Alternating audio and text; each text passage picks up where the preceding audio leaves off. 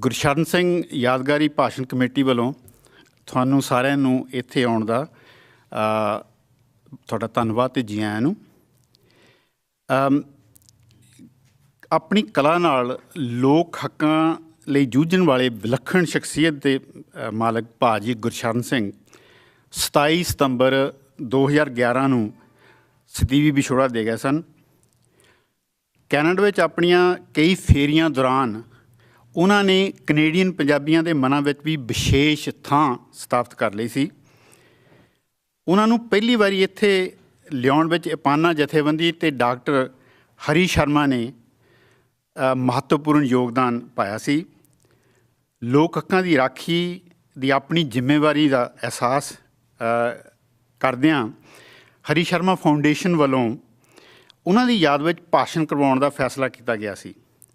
ਇਸ ਮਕਸਦ ਲਈ ਹਰਿੰਦਰ ਮਾਲ, ਚਿੰਨ ਬੈਨਰਜੀ, ਰਾਜ ਚੌਹਾਨ, ਚਰਨਪਾਲ ਗਿੱਲ, ਸਰਵਣ ਬੋਲ, ਸੁਖਵੰਤ ਹੁੰਦਲ, ਮੱਖਣ ਟੁੱਟ, ਪਾਲ ਵਿਨਿੰਗ ਅਤੇ ਕੁਝ ਹੋਰ ਦੋਸਤਾਂ ਨੇ ਰਲ ਕੇ ਇੱਕ ਕਮੇਟੀ ਕਾਇਮ ਕੀਤੀ ਸੀ।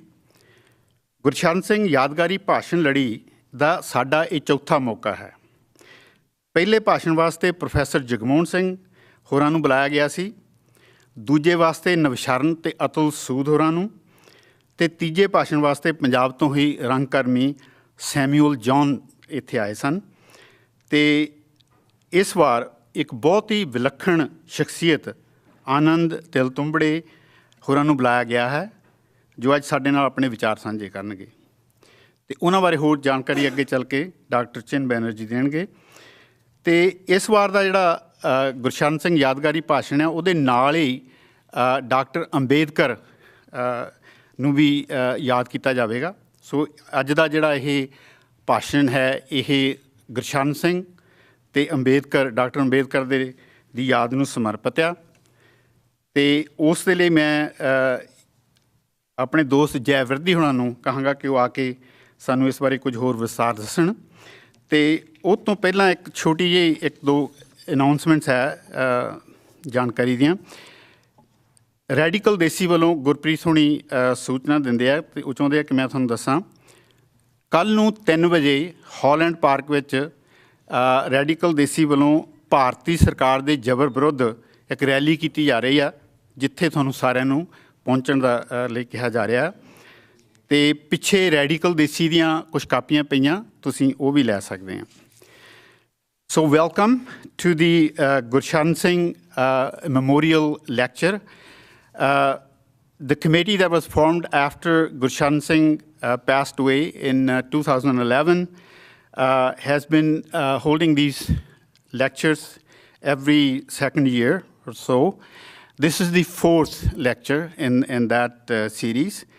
And today we have Dr. Anand Tiltumbre with us, who will share his thoughts on what's happening in India, especially with left and the Dalit movement, their relationship and what is possible, what is not between these two main concerns the left has for the whole society and the problem of the Dalit community. And as we all know from what we know from coming from India. So it should be an interesting evening, and we will have a question and answer period after they finish the lecture. Right now, I'll ask Jai Virdi to come and tell us about the Dr. Ambedkar part of this lecture series. Is he here? Oh, there you are.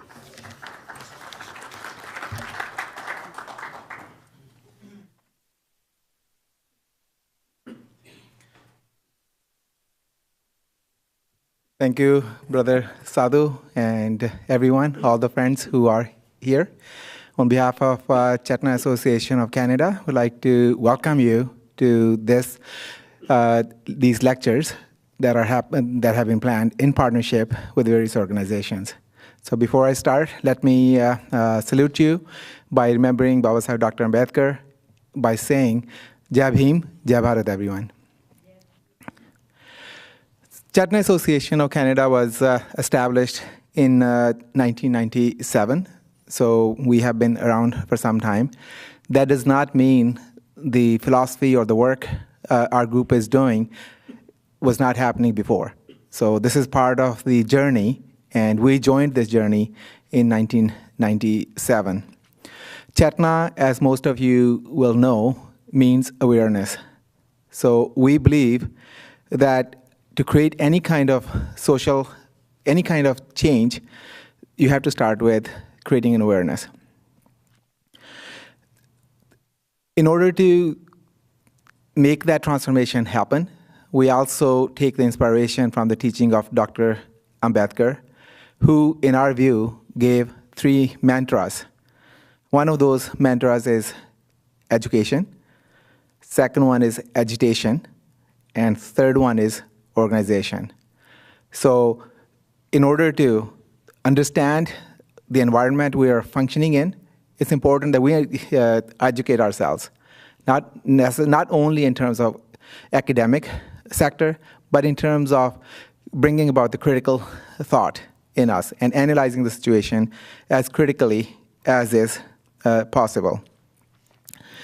We also believe that no change can be brought about by one person or by one organization. So we believe in creating partnerships. And I'm really grateful that in the past, we initiated Babasaheb Dr. Ambedkar Memorial Lectures in partnership with the Institute for the Humanities at Simon Fraser University. This year, our friends, Brother Chinbhai, Harinder, Sadhu, they brought the opportunity in front of us. They says, we have Gurshan Memorial Lecture, Dr. Anand Taltumbe is going to be the guest. Could we look at creating this partnership? So I just wanted to say thank you to our friends and their organization for bringing this opportunity in front of us and creating the unity that I believe Brother Anand will be talking about later. I also want to reflect on one message that still has been ingrained in my mind. That is, when I was studying at Simon Fraser University, Brother Sadhu, he was teaching us in sociology. And one of the things he brought forward was the similarities between the Dalit movement in India and the Afro-American struggle. And the point that he brought forward was that any social issues are not belonging to just one community. Community as a large also suffers when the symptoms of the issues are coming about. So what I picked up was that when you see symptoms, it's not affecting just blacks or just Dalits or First Nations communities. At the end of the day, it affects everyone. So if it affects everyone, we want to, and we should be, working together. So it is in this spirit I'm here, and I feel very honored and privileged to be partner in this organization and in this event. I would also like to acknowledge some of our friends who have came from out of town to support this lecture. One is my friend Tanmay Wagmare. He came from Seattle. He's with Ambedkar International Mission, the Seattle unit. So I want to acknowledge Brother Tanmay, if you could raise your hand. I would also like to welcome our friend, Mr. Major Mal, who came from Calgary. Major Mal, he's in the back. So Major Mal is also involved with the organization called Ambedkar International Mission, and they have biennial Dr. Ambedkar Memorial Lectures in partnership with University of Calgary. So what we're doing is on the same platform and same thinking. I'd also like to welcome my friend. We went to college together in Prince George, Satwant Binning, and he came from Atlanta to support this lecture and some of the other events we're having. Satwant is here. And last but not least, my brother, Counselor Dave Birdie, he came from Fort St. James. So I'd like to acknowledge and welcome him. From Chetna Association, we have Assistant Secretary, Mr. Harmesh Chander. He's the Assistant Secretary of, Harish Chander. He's the Assistant Secretary of Chetna Association. He teaches at BCIT. So please give him a round of applause, Mr. Okay.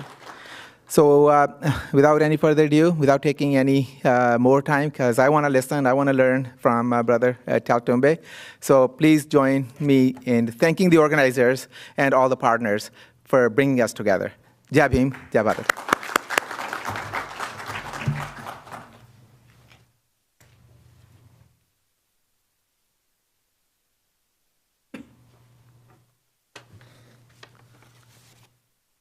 Thank you, Brother Jay. The message of Dr. Ambedkar resonates for us forever. Educate, agitate, organize. These are the three essential mantras and words for all of us who are here and who have been, all of us who have been working for several years trying to do just that in our community. I would just like to add one more word which Jay brought up, which is, I think, fundamentally important to add to this: unite. We need to unite to carry on the work of education, agitation, and organization. It's a great pleasure and honor to introduce Dr. Anand Teltumre. He is a very interesting character. He has his record is essentially in business management, believe it or not. Now, he is a senior professor of business management currently in Goa. He has been a professor of business management in IIT Kharagpur, in all these elite institutions. So he operates at that level. Not only that, even worse, he has been a magnate in industry. He has been working at a fairly top level in industry, and in fact, in what many of us consider our enemy, the oil industry. He has had extensive experience in oil from at all levels, and give you lectures about pipelines and monitoring and how to detect breaks in pipes and all that sort of stuff, with which we are all of us concerned very much.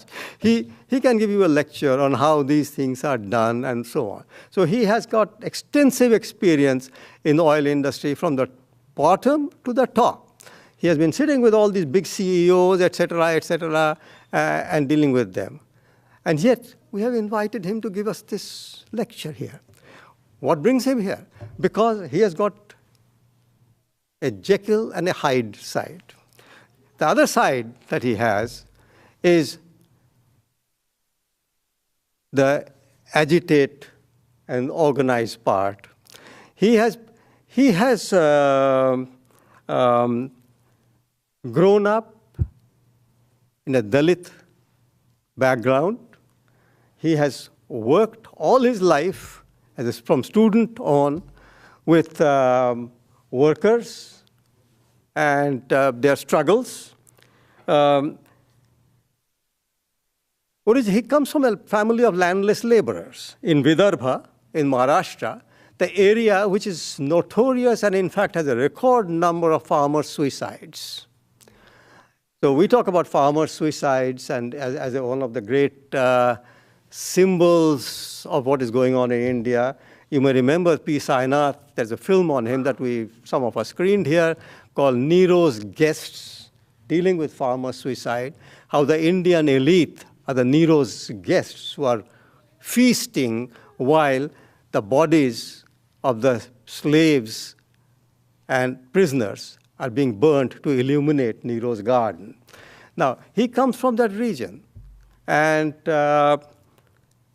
he has been involved in student politics. He has been involved in the struggles of construction workers and casual labor in West Bengal, and and the struggles of textile workers and slum dwellers in Mumbai, and contract workers. He is associated with the Committee for the Protection of Democratic Rights and has investigated many atrocities. And he is associated with the All India Forum for Right to Education. He is a leading public intellectual. He writes and speaks extensively on issues of caste, class, people's struggles, public policy, and democratic politics in India and abroad.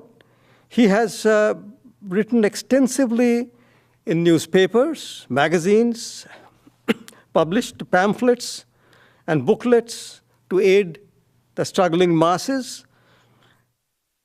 He has authored 20 books which have been translated into many languages, many Indian languages. He is a regular contributor to the Economic and Political Weekly, the leading journal of social studies in India, and regularly contributes to Mainstream, Frontier, Seminar, and several other English and Marathi newspapers. So we are really honored to have Dr. Anand Teltumbde here with us, because he, apart from all this, he really works very closely with student movements today. And wherever there's an agitation, you can be sure that Dr. Teltumbde is there, whether it's in Hyderabad to investigate the criminal suicide, the imposed, coerced suicide of the scholar Rohit Vemula. He has been involved in Jawaharlal Nehru University, while the university was under attack from the state. So Dr. Teltumbde, and he has been involved in Gujarat, in Una, in the struggle of the Dalits in Una. So it's a great honor to have somebody with us who spans such a wide range of activities and different levels of work. So thank you very much for being with us here, and I welcome Dr. Teltumbde and invite him to talk to us.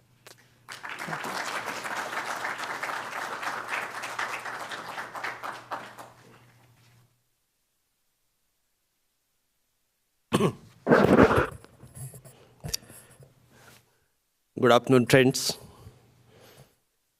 At the outset, I wish to thank Dr. Hari Sharma Foundation, Chetna Association for having me here and paying my homage in a very different way to one of our comrades, Gursharan Singh. It's interesting. Let me say that I did not have an occasion. I was about to ask Harinder or Chin about the background of Gursharan Singh. And before that, Harinder told me that Gursharan Singh did not have anything to do with Canada, but actually he worked in Punjab and was something like Varavara Rao of Punjab. Then I realized, you would be surprised, that this person, I almost placed him, that I met him several times. He was a part of our organization, All India League for Revolutionary Culture, and we had many meetings. He was probably the executive committee member also, and I was also executive committee member, and we met several times. So it's a great occasion to pay homage to one of the comrades in a very, very interesting manner.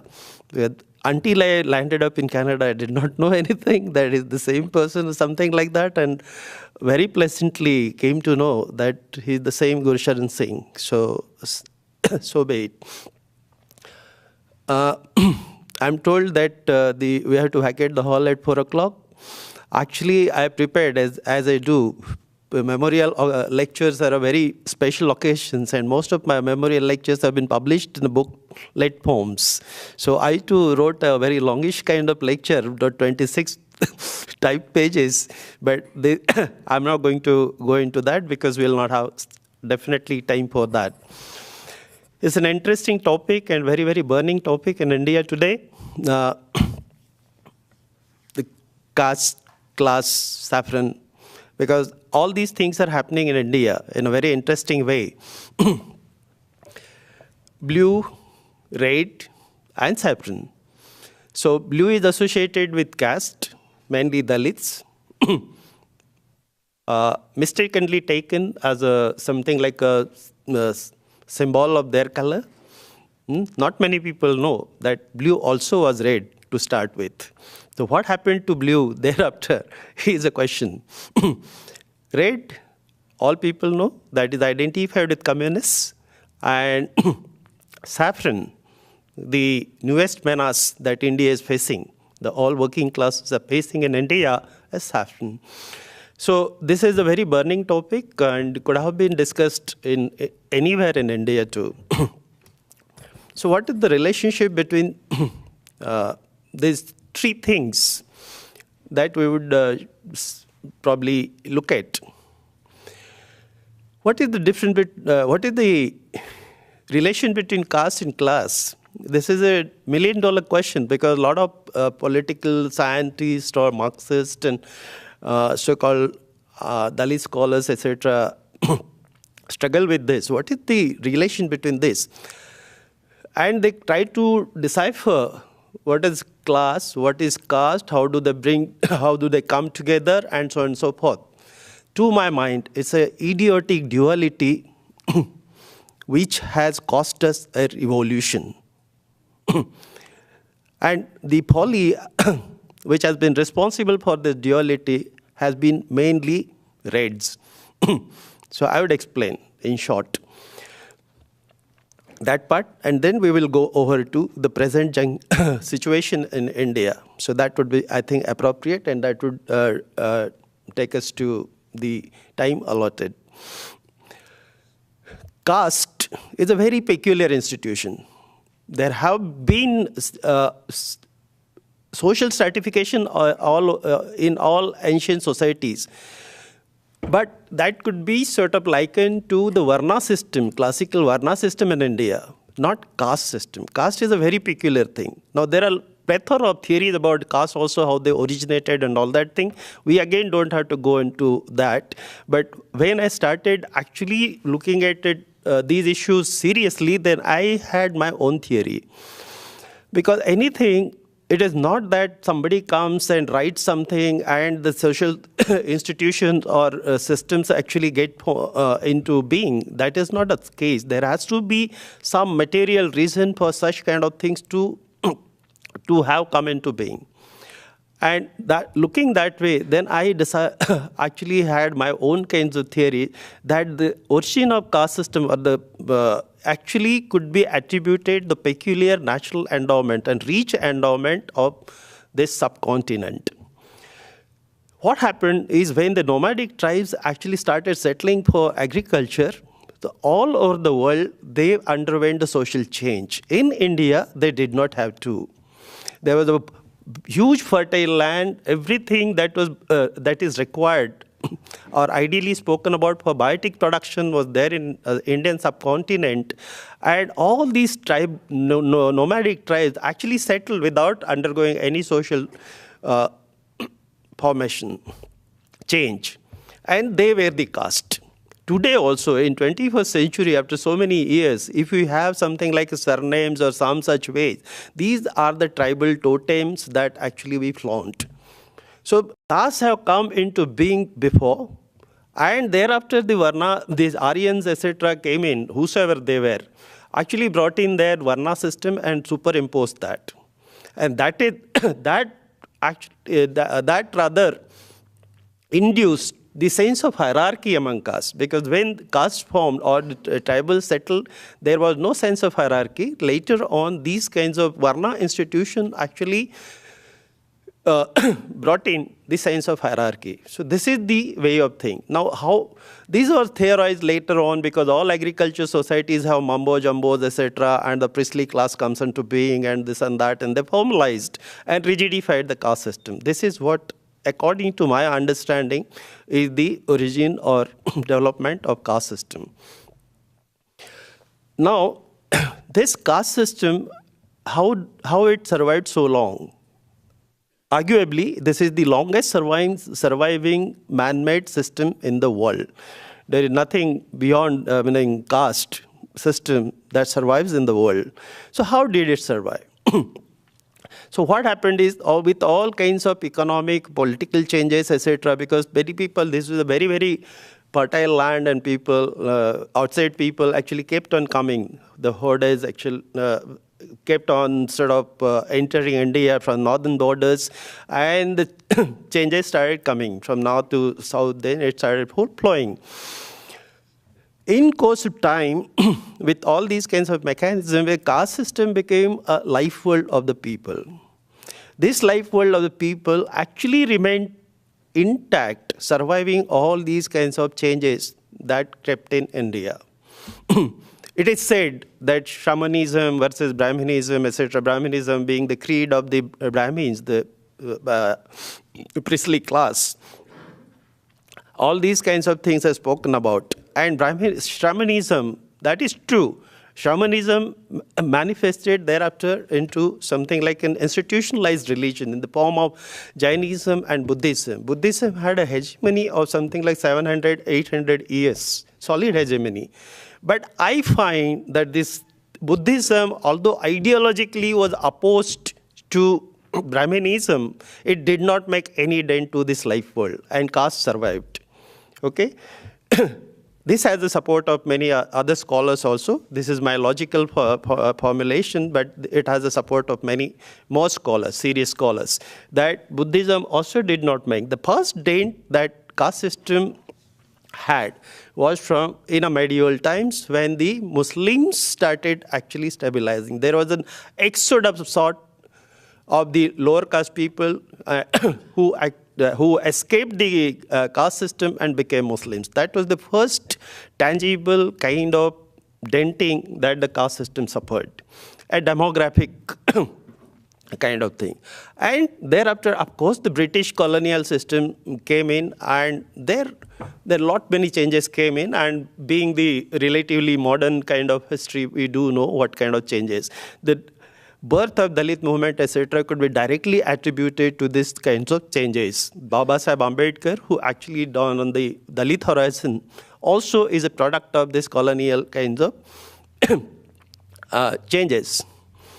Both ways, like mother side, father side, Baba Saheb Ambedkar had two generations of the military history, the army history, etc.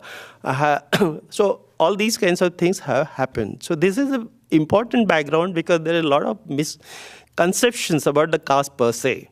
Now, what is class? Class is spoken, and again, it's an idiotically spoken in as something like an economic category, nothing to do with something like other things of other aspects of life. Marx. Now, class has come into being many ways. Before Marx also the class was spoken about, but Marx basically talked about class as a category which would be which actually brings in the change.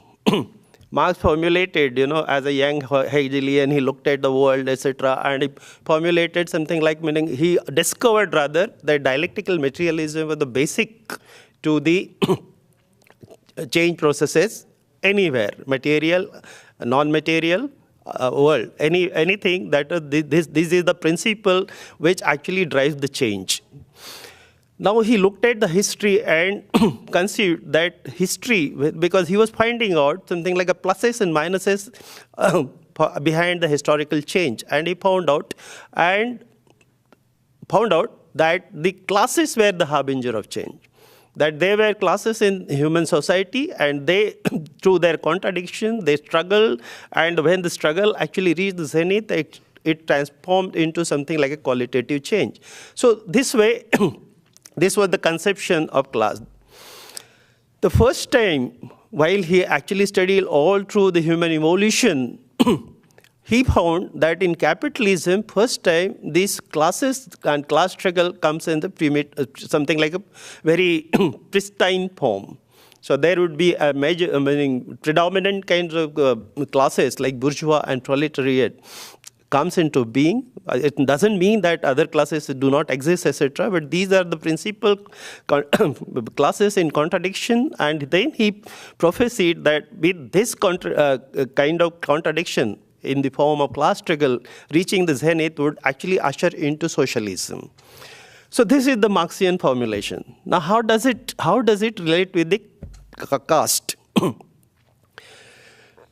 Now Marx and Engels did not define class. They did actually left many things undefined.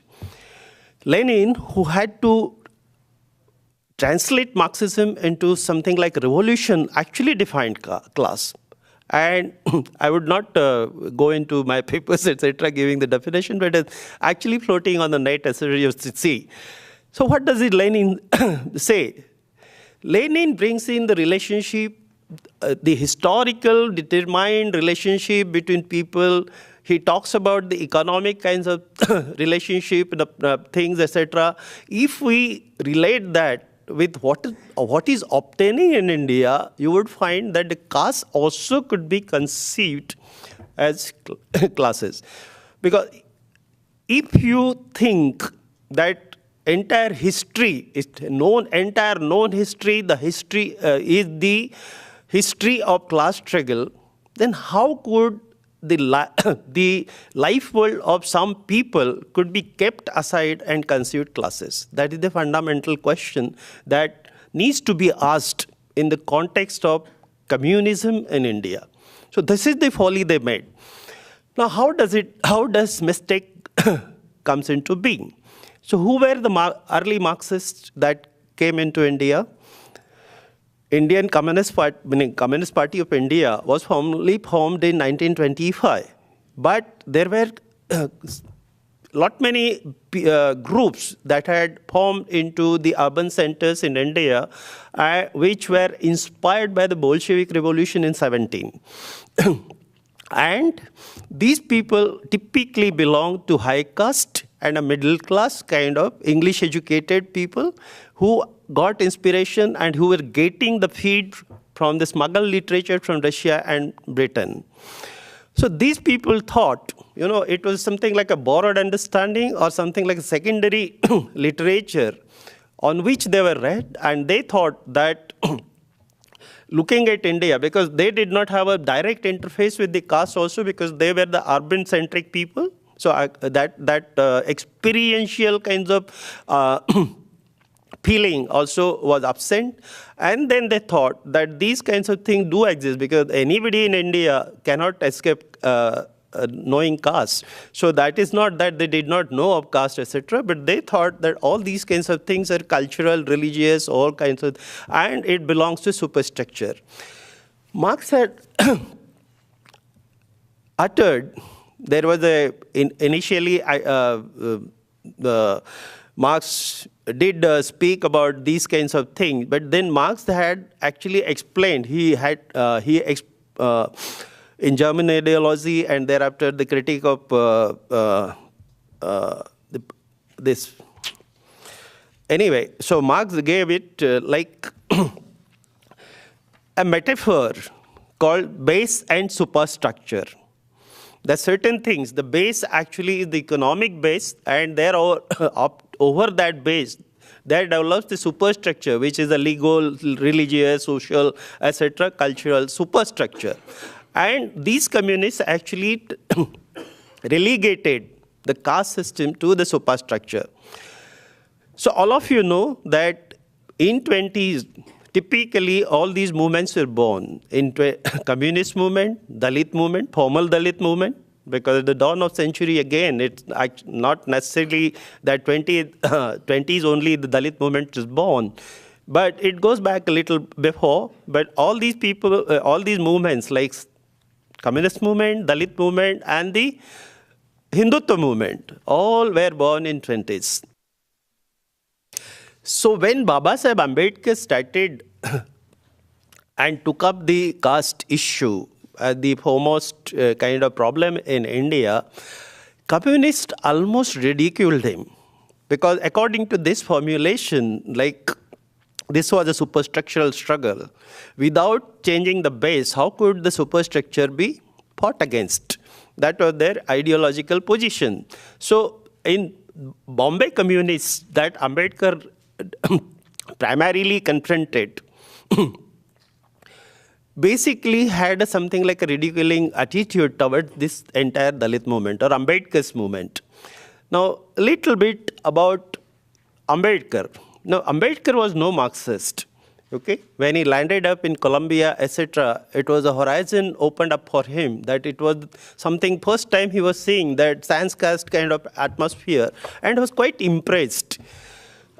And he busied himself, as amassing as much knowledge as possible. Something like, these minor things also are important, because almost he had taken more than 150% of the credits which was required for his degrees. Okay, and if you chronologically put it, so there is a kind of thirst for knowledge that underscores his stay in Colombia. Once he actually finishes the studies, he actually rushes to join again London School of Economics and enrolls himself as a graduate student. So all these kinds of things are important to underscore the kinds of influences he had, and not to be inferred, but he himself actually verbalized also that John Dewey, one of his professors, had a very deep influence on him. John Dewey was none other than the progenitor of the pragmatism, one of the very important philosophers of this pragmatic philosophy. And he had forsaken the Hegelian idea of something like instrumentality of idea, and in place of that, he actually instituted something like instrumentality of knowledge.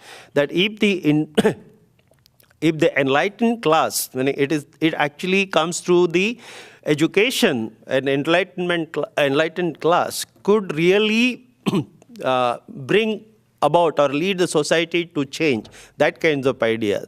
And John Dewey, in addition, it is not a fragmented kind of thing, in addition was a Fabian.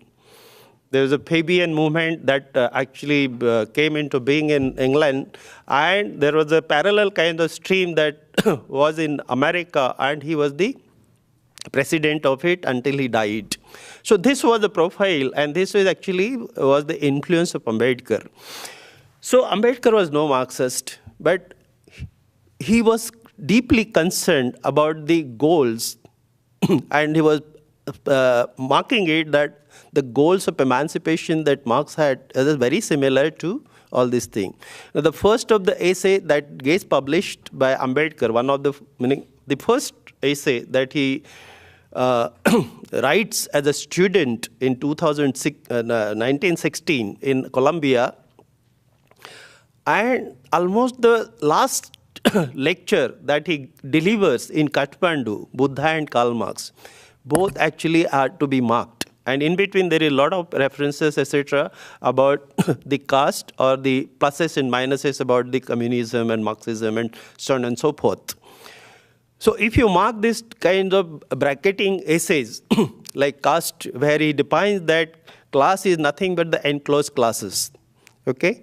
And there is much more to that, etc. In my written stuff, it is analyzed. And the last lecture that he gives in Kathmandu is Buddha and Karl Marx, wherein he says that the goal of Buddha and Marx was the same. Okay? But their method differ. And he says, because he had already embraced Buddhism, and there he says that the method differs, and Buddha's methods are better. In what way? He actually faults Marxism for two things. One is its reliance on violence, and second thing is its denial of democracy. So reliance on violence, that he actually brings in something like a pose, and the dictatorship proletariat for the denial of democracy. So these kinds of things he actually faults Marxism for, and takes Buddha's methods being superior. So this is the Ambedkar's conception of thing. But Ambedkar was in between. He was quite attracted towards something like the Marxian kind of movement you can say, not a philosophy, the movement could be a friend of Dalits. Now, in the wake of 1937 elections, he forms a party, Independent Labour Party. Okay? Arguably, this is the first left party that was formed in India. Because until then, the communists were actually operating as a socialist bloc under Congress. Okay? And this party, as I said in the beginning, that blue itself was a red. This party had a manifesto. He defined himself as a working class leader. This party was the working class party. And it had adopted in 1940 a red flag with 11 stars in the left-hand top corner of the flag. So it was a red flag. To start with, the Dalits' flag also was red. So there is nothing like a dichotomous thing, blue and red, but it's a red and red only. Okay? Where did the things go wrong? The things went wrong in many ways. And you would actually pinpoint the communist behavior. Again, not the theory, but the practice of communists, that Ambedkar got increasingly antagonized. And the true movement actually went on a divergent path. Okay? There are certain markers. In textile mills in Bombay, when the struggle was going on, so the attitude of the communists was that if we take up an issue, it is not that they were not sensitive to this kinds of thing. As I said, that nobody in India can be innocent about the caste. So these people also did know. And when there was a palpable kind of Dalit movement, that time they did know that these are the problems with caste and needed to be tackled. But they were afraid that if we take up these issues, the caste Hindu workers, etc., would be antagonized. Okay, and there would be division of working class. So that kind of attitude, they did not do anything about the caste and actually remained silent about the kind of discriminations of the Dalit workers. What were the discrimination? In textile mill, there were Dalit workers. There used to be separate features, water features for the Dalit, So there was something like untouchability followed, where among the workers, where communists had a complete control. Second thing, that Dalit workers were not allowed in the weaving section, because in weaving section, that if the thread broke, then the human saliva was used to join that. And the caste workers would touch the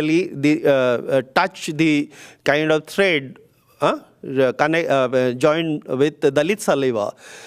So these kinds of things. So when it was pointed out, Ambedkar told these people that, okay, better you mend that, because 1928, in the wake of that strike, Ambedkar put a condition that if you mend this kinds of thing, then we would join.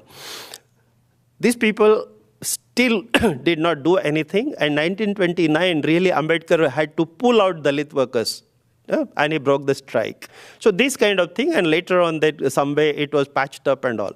So this is going on. If you actually go into details, you would find that there were Brahminic people actually followed in this strike, the separate kinds of kitchens, separate kinds of thing, and flaunting their superior status in the caste system. So these kinds of behavior actually alienated and went on alienating Ambedkar from communism. And there are tidbits thereafter, that saying against the communists and this and that, etc., which get capitalized by the vested interest in Dalit to make Dalits or make Ambedkar as a totally against communists. So this is what is important. Certain again evidences how Ambedkar was attracted towards communists, etc. In 1960s only the formal translation of Capital was published in India. In Marathi, the newspapers that Ambedkar ran, he ran 3 newspapers, Mukanayak, Bahishkrit Bharat, and thereafter Janata. So actually this thing was published, Ambedkar's, the Marxist Value, Labor and Capital was translated and published way back in 1930s. So you have to mind it. All these kinds of things, I'm saying that there are still misconceptions with which this red and blue is pitched against each other. Now, as I said, this duality and the idiotic duality, I do not have a shame in calling that, and nobody knows that, actually cost us a revolution. If you lose a revolution, you gain a counter-revolution. Hindutva is directly a counter-revolution. So it is to be understood in that context that because these reds and blues have gone on a divergent path, that created a soil for rise of Hindutva, the upsurge of Hindutva. As regards Hindutva, there are it's not very difficult to see the genesis of these kinds of creed, because these upper caste, meaning Brahminic classes, were always disturbed for much of its history that their kingdom was lost. So initially they resisted whenever anything happened, like Muslims came in and ruled over, etc. So there was an initial resistance, but then when they thought that it is not working, then they patched it up and remained satisfied with the social hegemony. The same behavior you will find during the colonial colonial regime also. Afterward, when in 20th century, then this movement started, the educated class, English educated class emerged, and they started realizing the folly of their traditions and customs, etc., and the reform movement sort of started. So there were 2 streams of reform movement. One stream actually was a bit ashamed of their evil, and they started, represented by, say, Brahmo Samaj in Bengal and Prarthana Samaj in Maharashtra, for instance. And another stream zealously thought that there was nothing wrong, and Hinduism was actually polluted by other kinds of influences, and they have to sort of purify, they have to take the original form of it, and they started a reform movement, which could be, again, 2 examples could be seen in that context. Ramakrishna Vivekananda's movement again started from Bengal, and Arya Samaj. Arya Samaj was technically formed in Bombay, but Arya Samaj, which actually gained coinage in or more influence in UP and Uttar Pradesh like thing. This Arya Samaj is a direct harbinger of Hindutva movement. Before that, even Maharashtra, when the 1818 Battle of Koregaon, it was fought by the Mahar soldiers, Mahars and Namashudra soldiers on behalf of English, and they defeated the Peshwa, the last remnant of the thing, and that also was grudged by the Brahminic forces. So there was an armed movement, in Maharashtra, all these Chapekar Bandhus, Vasudev Bandhan Phadke, and all these things for their regaining the lost kingdom, that kind of thing. And look at the communist folly. They were actually typified the revolutionaries. So this is the kind of understanding, the mechanical understanding of communists actually has been causing the alienation of the Dalits. Lokmanya Tilak can be traced directly as an ideologue. Savarkar and all those kinds of people who get identified thereafter with the Hindutva movement, actually he was the father figure for them. So this way actually started. initially from this Arya Sabhas. When Dayanand Saraswati died in 1883, there was Hindu Sabhas formed in Punjab. In 84, almost all districts of Punjab had Hindu Sabhas. Okay? 85, Congress gets formed.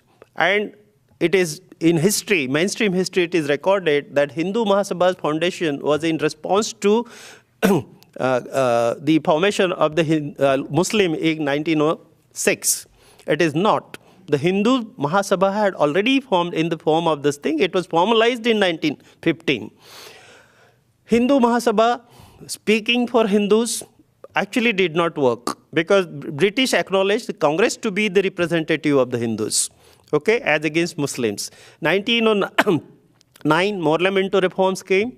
That time, Muslim League prompted that Dalits and Adivasis were not the part of the Hindus. And that created kind of rip, which Ambedkar used thereafter to expand the space for himself and a movement. So these are the kinds of historical things. Now, I'm skipping much more than that and coming on to what is Hindutva in essence. What do these people want? Hindutva in essence, and there is nothing again one needs to be labeled to infer out of their things, etc. They themselves say it. RSS founded, meaning I was talking about something like Hindu Mahasabha. Hindu Mahasabha did not make a dent because it had to compete with the Congress as a representative of Hindus, and they remained dormant. Because this did not click in politics, so they actually started the Rashtriya Swayamsevak Sangh. These people were all linked, in apparent terms they do not appear to be linked, etc., but they were all linked. So in Nagpur, they started Rashtriya Swayamsevak Sangh. Initially, all this, meaning surreptitiously mobilizing Hindus, etc., through the shakhas, etc., was the activity. And they had to be indoctrinated, that those kinds of people had to be indoctrinated. So the Bauddhics, they traced the lectures, etc., etc., or RSS called them a Bauddhic. So these were their focus points. Later on, M.S. Golwalkar, after Hedgewar died and M.S. Golwalkar took over, he had a very poisonous kind of meaning. He had directly imparted the ideological shape to the organization. And that ideological material he actually picked up from Hitler and Mussolini. So there is plethora of references to that kind of thing. Then after Golwalkar, there's probably the lowest profile Sarsankachalak, like Bala Saheb Devras. He came and he imparted a strategic dimension to this organization. Until then, Ambedkar was totally ignored. Dalits were totally ignored. They did not want it because Ambedkar was so vitriolic in criticism of Hinduism, etc., that they could not contain. And just post-Ambedkar kind of thing, Dalit movement also was a lively movement. So they could not touch. So for quite some time, they ignored this part of it. But by the time Devras came and the ideological diffusion or confusion, etc., entered Dalit movement, the Republican Party split into many fragments, the people started going over, and by 60s, etc., Dalit movement was in disarray. Even the Congress had taken note. There was a land satyagraha, nationwide land satyagraha led by Dada Saheb Gaikwad, one of the leaders of the Dalit movement, post-Ambedkar Dalit movement, which actually shocked the Congress establishment. Lal Bahadur Shastri was the Prime Minister then, and they actually forged a co-optation strategy, which formally started taking away all the opportunistic Dalit leaders to their fold. So this started happening. So Dalit thing was totally weakened, and that time RSS started strategizing to make inroads in there. So otherwise, until then, the non-Ambedkarite Dalits were their mainstay, and they had already attracted. They had started a work among the Adivasis, Hinduizing them, casteizing them, and everything was happening. But the Ambedkarite Dalit, the mainstay of Dalit, or normally Dalits are referred to or identified with, that kind of work started with this kind of Devrasi strategy. So very surreptitiously, they made Ambedkar as a Pratasmaraniya. Okay, RSS had their people, to be remembered in the morning. So Ambedkar became a Pratasmaraniya, and afterward, in 1983, they floated an organization called Samajik Samarasta Manch. So it is not equality, but something like an harmony, social harmony, and this and that. Not many Dalit intellectuals could discern this difference and fell prey to that in Maharashtra initially, and it goes on because that was created a flare, etc. And those people who had gone over to the RSS came back saying, "Okay, we regret." So this kind of thing started. They started producing literature, slowly saffronizing kind of thing. Ambedkar was friends of Hedgewar. He was the benefactor of Hindus and this and that and all. All these kinds of things started. And the people who initiated that RSS will not take part into politics. It's a totally cultural, Hindu cultural organization, floated a party called Bharatiya Janasangha in 1951 and started getting involved into politics and economics too. They had an economics wing also and started actually amassing money and everything. Janasangha, however, did not make a dent. They piggybacked on Jayaprakash Narayan's movement and got catapulted to the mainstream. All that history is known. In the wake of emergency, then they got a lot of meaning a lot of these leaders, etc., went in jails, etc., and they got that aura of fighting for democracy. 1977, Janata Party came to power and they tested power.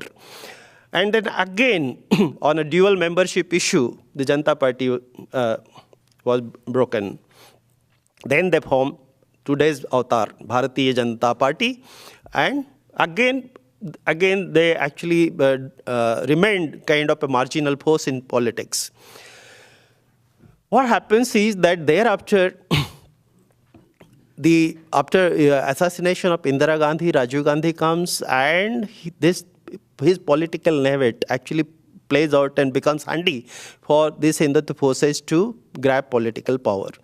So from there on, like Rajiv Gandhi's mishandling of the Shah Banu case, I hope some of you at least would know, Shah Banu case, then opening up the Ram Lalla temple in Ayodhya, all these things were exploited to the hilt by Janata Party. Advani became a president, and he actually aggressively strategized for the Rama Janmabhoomi issue, and therefore after the galvanization started taking place. 84, these people had just 2 MPs in parliament. 89, in the wake of this Rama Janmabhoomi agitation, their strength went up to 86. And thereafter, there was nothing to look back. Thereafter, they went on rising in their vote share as well as the numbers. And ultimately, they grabbed the power. Okay? Initially for 13 days, thereafter 13 months, and thereafter a full term. So they tested power with Atal Bihari Vajpayee as Prime Minister. Now for 2 terms, the UPA was in power. The initial thing was okay, but UPA too was actually, there were a series of scandals and all those kinds of stagnant kind of things, so that is also known to Indians. And in the wake of that, the current formation came to power, 1914. Mind it first time BJP got a clear majority in Lok Sabha, and however, with just 31% votes. It's less than 1/3 votes. But what they thought is that if they have realized that unless now they are aggressive, because their game plan, to accomplish Hindu Rashtra is now in a touchable distance. And they had to something like go very aggressive. So this is the strategy actually unfolding all kinds of menace in India. Now, they have already, in an organizational term, they are hydra-headed organizations. So they have lots of things, extreme rabid kind of fellows to a very, very reasonable sounding liberal kinds of thing. And there would be hundreds of organizations in between. So they would test it out. So there is something called a monkey brigade of RSS, which actually takes up an issue. Something like Ghar Wapsi or Bahu Lao, Beti Bachao or Love Jihad or some such kind of thing, and n number of things. I would part this thing and it would be available probably in whatever form to you for reading, but I am just rushing to complete within time. So all these kinds of things have been there, and they would test it out. They would retreat. If it doesn't, if there is something like a backlash, etc., they would retreat also. But the message would be gone to the people, and they would take it over. So this kind of game is going on, and it is actually menacing the lower strata. Where Dalits stand in the schema? Because they do know that any incremental kinds of things, any incremental vote percent would bring them the enhanced gains. Okay? They realized in Devara's time itself, initially they thought that with the civil war kind of thing, polarizing people on communal lines, etc., might bring in a civil war and they will grab power, etc. Those things, etc., were not working. They realized their strength and started clearly seeing that their path to the Hindu Rashtra is through the constitutional framework. They had to, otherwise they had not contributed to anything. They were not recognizing Indian constitution, no insignia of Indian Republic, and all that kind of thing. That is a historical fact. But then realized and slowly retreated. And concentrated on something like grabbing as much votes as possible. Dalit vote bank becomes very handy and it comes very cheap. And that way they started focusing on Dalit. Now what is the attitude toward Dalit? Now it's very obvious, it's naked. Ambedkar comes out as an icon for Dalits, okay? Over the years, the ruling class has built it, and the Dalits also, because of their nostalgic kind of thing, because the bankruptcy of Dalit leadership, etc., started again. Dalits started looking at Ambedkar as a sort of demigod. So that Ambedkar's iconization was a complete thing. So if Ambedkar could be kind of promoted, the Dalit people automatically will think that, oh, this thing, this party or these people are really pro-Dalits. Okay? So this is, with this kind of attitude, the Modi-like person, the Modi's background, it's written here, what his attitude towards Ambedkar, Dalit was, etc. is written here. I'm not going to touch upon that. So as Modi comes to, or from the, meaning, in the wake of 14 election, etc., he started kind of paying obeisance to Ambedkar, showing his devotion, and is never tired of showing that he is the greatest bhakta of Ambedkar, bhakta vagera. All his words. So this is kind. So wherever they have summarily declared that wherever Ambedkar set foot, that would be monumentalized in a grand manner. They have already done so much thing. Crores of rupees are being spent on Ambedkar. On the other side, while this is the attitude to woo Dalits, on the other side, if there are something like a radical voices coming out of the Dalits, that gets crushed without any kind of thing. There are many episodes like, they are very sensitive that Dalit youth, etc. should not be actually radicalized. So there are instruments like, you do know that Muslims have been demonized world over. So for them to actually demonize Muslims or making Muslims the other in India is a very, very easy thing. Because it's taken for granted, Muslims are anyway the terrorists, etc. and so on and so forth. For Dalits, there is an internal kinds of mechanism called something like a Maoist, Naxalites, Maoists, etc. So if any Dalit youth talks in radical terms, he could be labeled as Naxalite or Maoist, and could be anything can be done, because such is the propaganda in India, that even the normal public, even the Dalit themselves, because Dalit more than others would think that this fellow is, if he's a Maoist or Naxalite, etc., he is taken as an anti-Ambedkar, and anything could be done. So it is an open kind of thing, and they could be sort of done away with. They could be gunned down. They could be done anything. Now, recently you have heard about the 32 people being gunned down in Malkangiri. Who were they? They were Adivasis and Dalits. Okay? But there will not be any ripple seen from among the Dalits. Right? They will never identify. Naxalites and Maoists are not identified with Dalit and Adivasis. No Prevention of Atrocity Acts is applicable to them. No Dalits will cry for them. Okay? This is the kind of paradigm created. This is the kind of propaganda machine, this thing that is created in India, that once you actually stick that label, that you are nowhere. Anything can be done to you. So, in universities, you would find that in IIT Madras, there was an Ambedkar Periyar study circle. Those people actually talked in terms of the radical kind of thing. They were organizing discussions and things like. They were crushed. They were banned. Okay? And it created a lot of furor, and then they had to withdraw, etc. Same thing happened in Hyderabad University, Central University of Hyderabad, wherein the Ambedkar Students Association started speaking little differently. They protested against the hanging of Yaqub Menon. They protested against the RSS Gundagardi in Delhi University, Karodi Mal College, when the Muzaffarnagar Baki Hai, one documentary by Nakul Sahani or friends actually was being screened. And that was picked up by the BJP fellows, etc., and the students were extraneously punished, because there is no iota of kind of thing, the kind of process they follow, which ultimately led to Rohit Vemula, Sheen referred to him, committing suicide. All these people were intimately in contact with me, so I do know what were happening, and the struggle is going on. So, so these kinds of things are rampantly going on out there.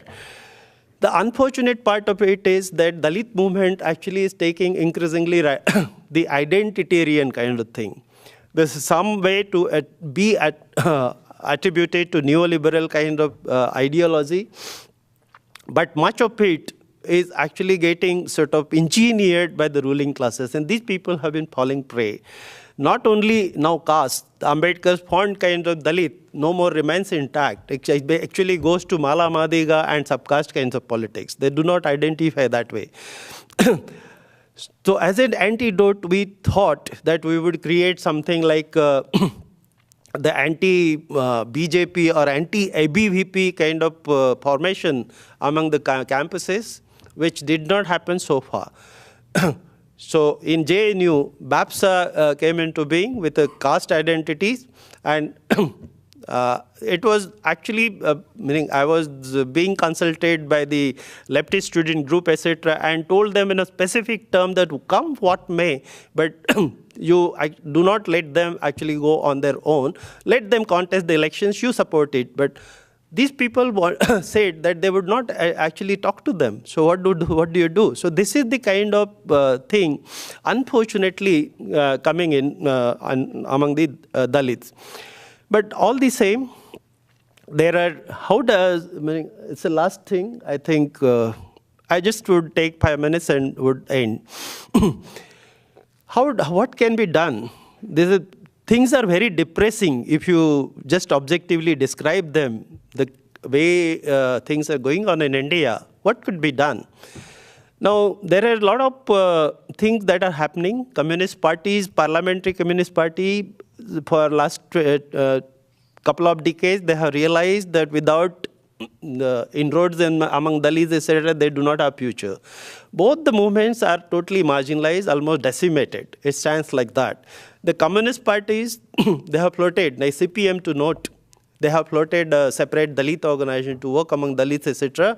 And somewhere, say in Tamil Nadu, it is working fine. Somewhere it has not taken root, and variously things are going.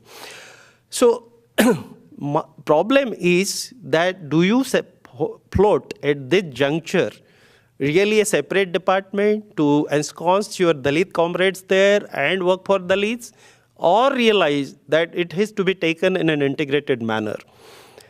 Okay? When you talked about, or I tend to call something like a idiotic duality, then it comes to that the class analysis of India could have been incorporating caste within class.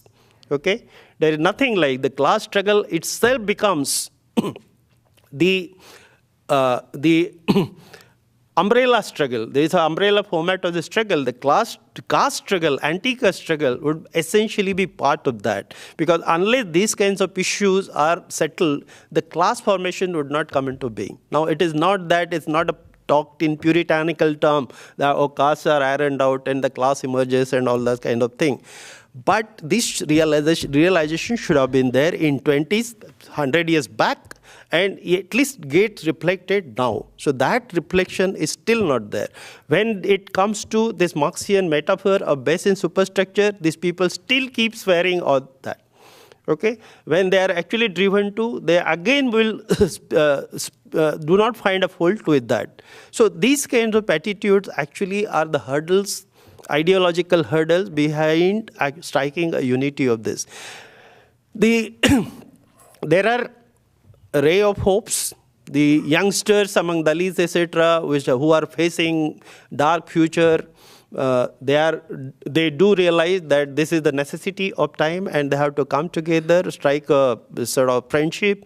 And there are a lot of things that are happening in India in those kinds of things. But problem is that there are certain kinds of issues that need to be settled first. That communists, lest with the advanced kind of theories, have to take a lead. Now they have to realize that such kind of things are not going to, they have made a mistake. There is nothing in communist culture to admit the mistakes. So that they need to get over. World is actually progressing with such a pace that no isms, whichever ism, Marxism, Ambedkarism, and all these things, actually should be taken as the past.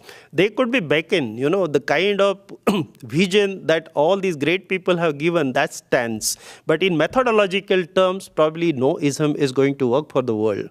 So method actually will have to be configured ourselves. So that kind of internalization should be there. Now, these patch-up kind of approaches from the left, etc., are not going to work because Dalits have come to maturity and they do understand that there has to be something like an ideological ironing out with utmost honesty, approaching the things that is for there. Dalit at the last should realize that howsoever they work, okay, the annihilation of caste, which tends to be forgotten in Dalit universe, nobody talks of annihilation of caste, but it actually all the practices are veering to strengthening the caste.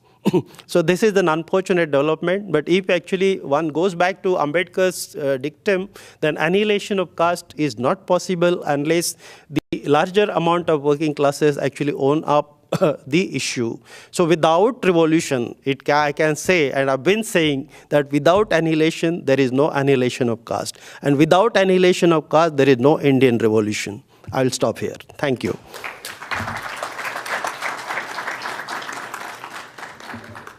Well, thank you very much, Dr. Kaltumde. We have some time for questions. So if you have a question, raise your hand. I see a couple there, back there. Be brief with your question so we can have more people participating. Just a second. My name is Kushiram, and I am finding it difficult to speak coherently because I am quite aged.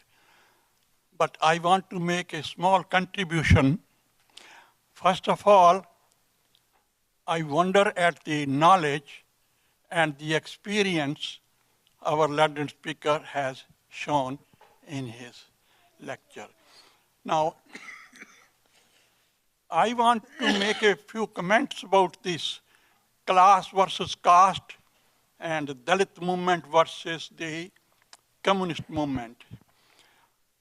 He has very rightly pointed out the defects in the understanding of the Communist Party, the real position in India. Actually, the Shudras, the untouchables, were the real proletariat of India, and they should have got the first attention of the communist people. But they did not, because they came from the high caste and they were armchair politicians, more interested in the Brahmanical interpretation of communism rather than its application to the situation in India.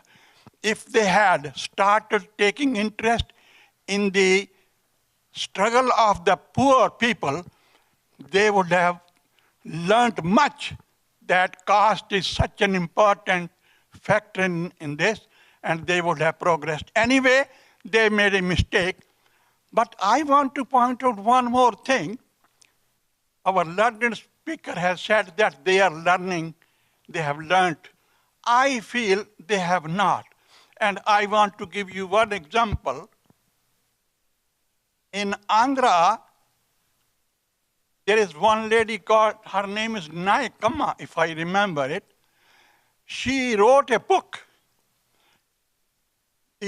in actually Telugu to begin with. The title of her book was that Dr. Ambedkar is not needed, Buddhism is useless, simply communism is the solution to the Dalit problem. Now that book was translated into English, and from English, Mr. Bhuta Singh translated into Punjabi. I happened to read that book, and I was so sorry that after so much of, suffering by the communist movement, they have not learned anything. It should be very clear to the communists that Ambedkar had made a very good contribution to the uplift of the scheduled caste.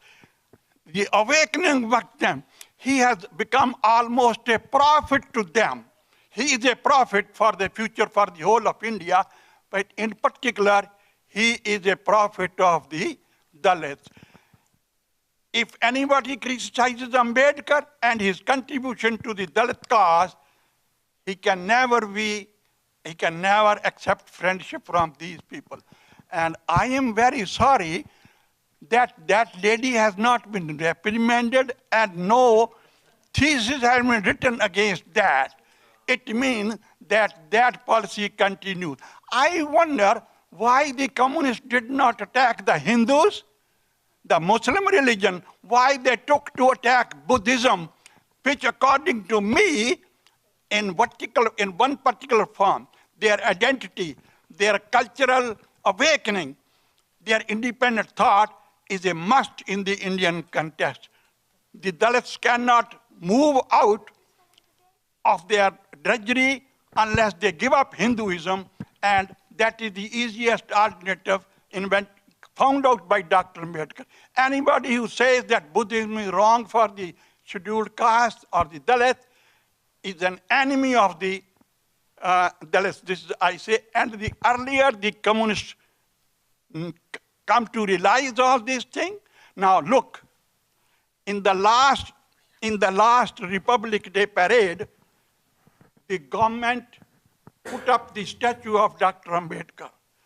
See, they are appropriate Dr. Ambedkar, and the communists are criticizing Dr. Ambedkar. Who is going to attract the voters of these people? It's a funny type of situation. The trouble with the communist movement is that still they belong to the upper caste. They do not want to mix with the lower caste people, so that lest they are also pulled down in their social hierarchy. And this is actually a very, very difficult situation. I don't know how they are going to rectify. But we, as our learned professor has told us, that ultimately the two movements have to come together, they have to learn. The communists have to learn from Dr. Ambedkar movement, and Americans have to learn that really, ultimately, it is the communist revolution that is going to change the face of India, and nothing more, nothing less. Thank you very much. Thank you. Thank you. I agree with entirely. This Ranganayak Amma creature, actually, she does not belong to any party per se, but is an ideologue. Been writing a lot and doesn't have any base in the people.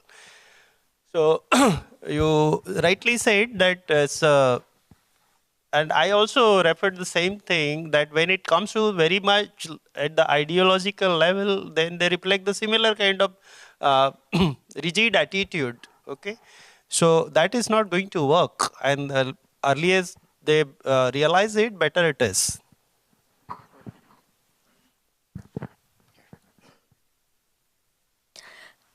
Hi, my name is Rosie, and I'm one of the students at Simon Fraser University. I'm doing international studies with Dr. Harris, and I found your lecture very interesting. But I do have a question, and I wanted to find out, how does we all know that India, brags itself of its economic achievement, which is growing at a rapid pace, and in light of that, there is extreme poverty between the rich and the poor, and a wide gap. So my question is, can India's widening gap in poverty and social development system exacerbated by the neoliberal economic policies, or is it to do with the caste system?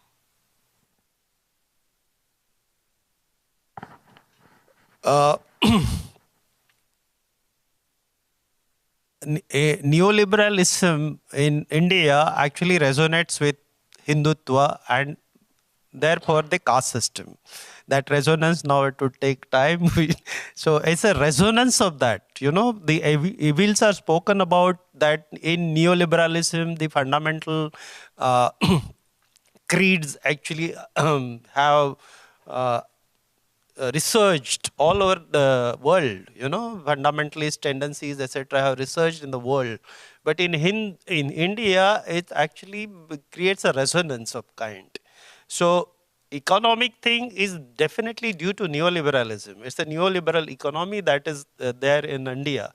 And as you said, that while it mesmerizes people saying that India's growth rate, etc., is very impressive and all, but alongside the kind of inequalities that India is experiencing also are really to be noted. Okay, in India, I do not know such kind of things are known to common people, because in World Bank statistics, etc., if you see, the Gini coefficient is a measure of measuring the inequality, and you would find that in Indian Gini coefficient hovers around something like 35, 36, which is very normal. And China and many other countries which appear to be reasonable, they appear to be far more unequal than Indian society. So when we dug up and started looking at it, I would tell you my own kind of results of the study, that in Indian situation, what we measure is the consumption, not income. Okay, so what appears to be Gini coefficient in Indian context is the consumption inequality, not an income inequality. And if we made the amends and really recast the things, the Indian Gini coefficient worked to 57%, which makes Indian society one of the most unequal societies in the world. Okay. So there are a lot of statistics that is reeled out by the government sources, etc., is really fudged much more deliberately than innocently.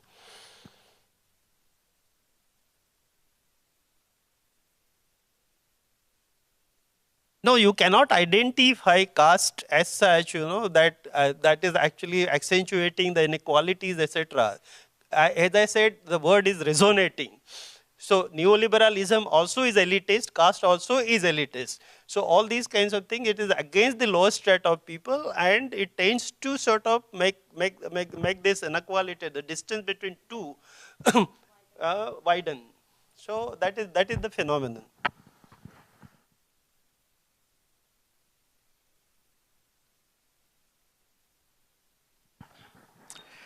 Thank you for the talk, Dr. Taldumbe. I had a question. At the end, one of the points you made was none of the isms are going to be very helpful. So what is the outcome, desired outcome, which would allow us not to be gathered here? Gathered here, listening to such talks.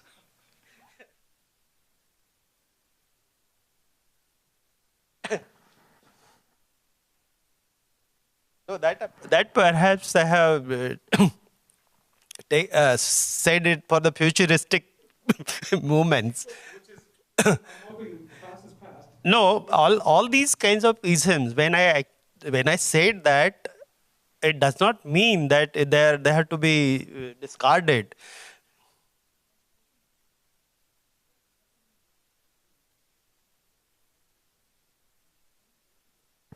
So for me,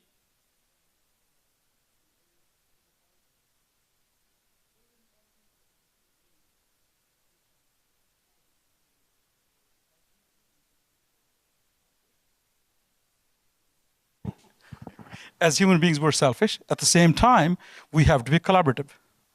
So we can't be anything without everyone involved. There's two factors. There's economics and social. So one of the things that maybe the communists were focusing on was the economic aspect, the class. What they neglected to focus on, possibly from what I heard from you, was the social aspect, the self-respect. So I can deal with my station in life if I'm respected. If I choose to be at a certain state, if I'm happy with, just sleeping on a cot, I'm happy with sleeping on a cot.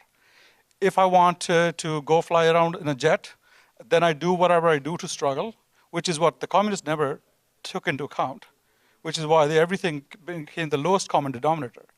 So given the fact that we as human beings simply desire to be respected as human beings, which is our right, and when someone takes that right away is when we are truly angry and feel that we can't do anything because someone puts us down by violence or some other means.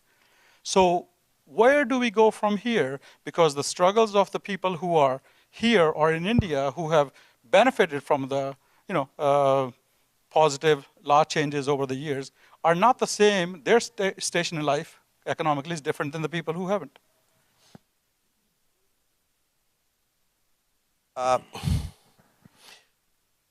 Yeah, this dichomatization of social and economic firstly needed to be problematized. That it does not remain as a compartment in life. Those people who come up economically also have gained this in social terms.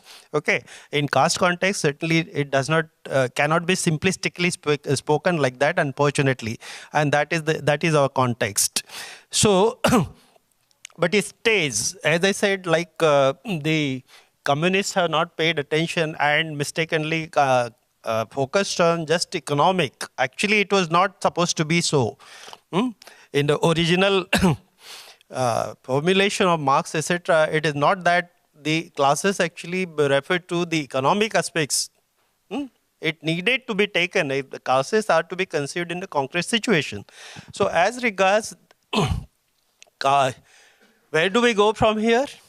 We have to build these bridges really. In Indian context, definitely this bridge needs to be built. The earlier, the better. Otherwise, this is going into something like it would rot for quite some time. The people would. What is happening in India is something like a growing lumpenization that is happening in this, because people are totally sans ideologies, owns ideological directions, and any hope for that matter. So most of the people are taking into get misled to lumpen kinds of activities or the short-termism, getting into some parties fold, etc., and earn some money. So people will have to struggle. There is no the ultimate I said that there has to be, the solution is Indian revolution. And let's see, because it might appear something like light years away, but that is the solution. We have to, the thoroughgoing change in the system itself is the solution.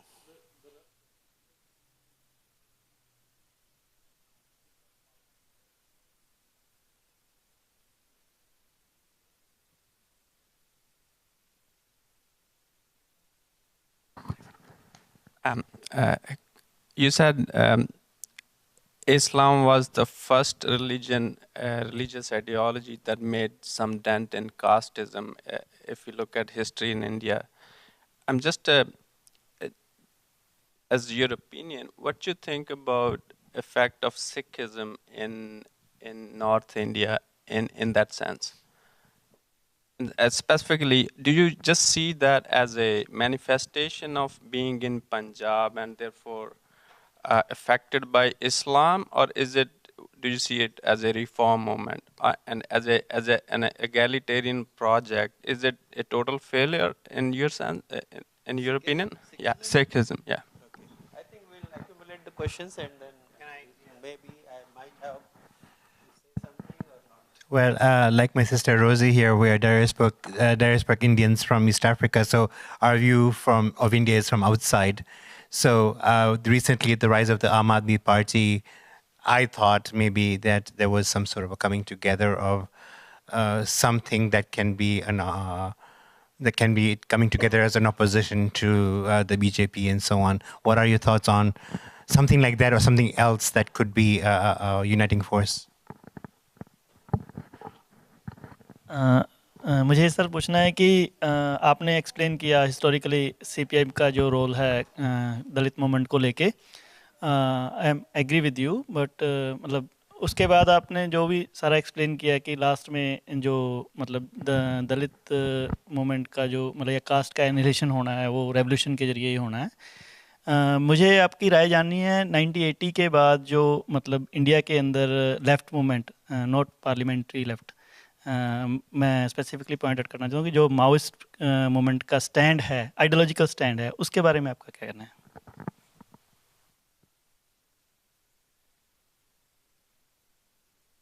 Yeah, okay. So what I said about the Muslims, etc., is not in terms of ideology, but actually ideology played a part, but it's an alternate civilizational paradigm that was created first time in India, which attracted the low caste. And the dent was made into demographic terms. They were not so much in egalitarian Islam, etc., is definitely there, and that influenced the the exodus. But that actually dent was in terms of the demography. Physically people moved out of the Hindu fold and became Muslims. About Sikhism, Sikhism or all other religions which were born in India were the revolt against Brahmanism, as a matter of fact. But in practice, they actually remained the same. It's a fact that Sikhism also carried castes. You know, so Sikh community that came into being also had caste intact. So Sikhism, as all of us approximately know, that Sikhism is ideologically against caste, but it did not remain. Rather, Babasaheb Ambedkar, when he announced that he would renounce Hindu religion, that time Sikhism really was in his repertoire and topmost. He had sent a team to Amritsar to study Sikhism, and in his son himself was a part. So that is a history. So he had fully given consideration to Sikhism. Sikhism actually ranked very, very much at the top. And the Khalsa College in Bombay, this all Akalis, etc., discussions with Ambedkar, etc., and Babasaheb Ambedkar himself had prompted that you start a college here, and Khalsa College is the product of that. Okay, it came into in Bombay, stands today also, but not many people probably know the history. That this was the first the material kind of offering that Sikhs made to attract him towards Sikhism, and he tried it out.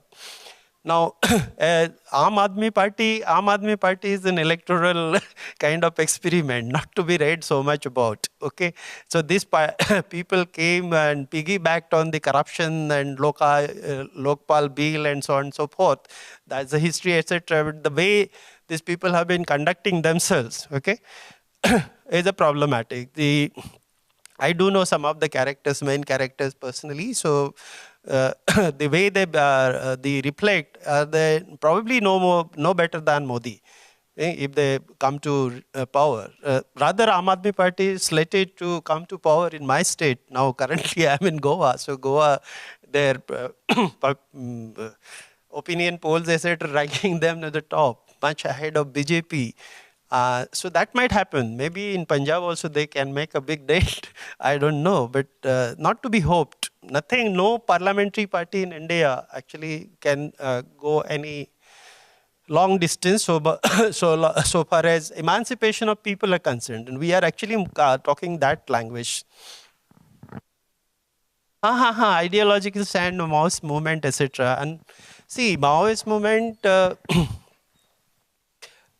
would only say that Maoist movement, I would respect it as the only tangible resistance to the Indian system, okay? But unfortunately, they have been cornered so much that there's a problematic. So ideologies, etc., apart, they are ideologically, they have, there has been an array of changes, etc., start with something like Mao as our chairman, and the agrarian revolution and all those kinds of things. There is so much of ideology, and in transition there has been so much too. But ideology has not been a mainstay of Maoist movement. Their action has been. And action has really reassured people to be the single most resisting force to the Indian ruling classes. But unfortunately, again, they are cornered so much that there is not much much may be hoped from that.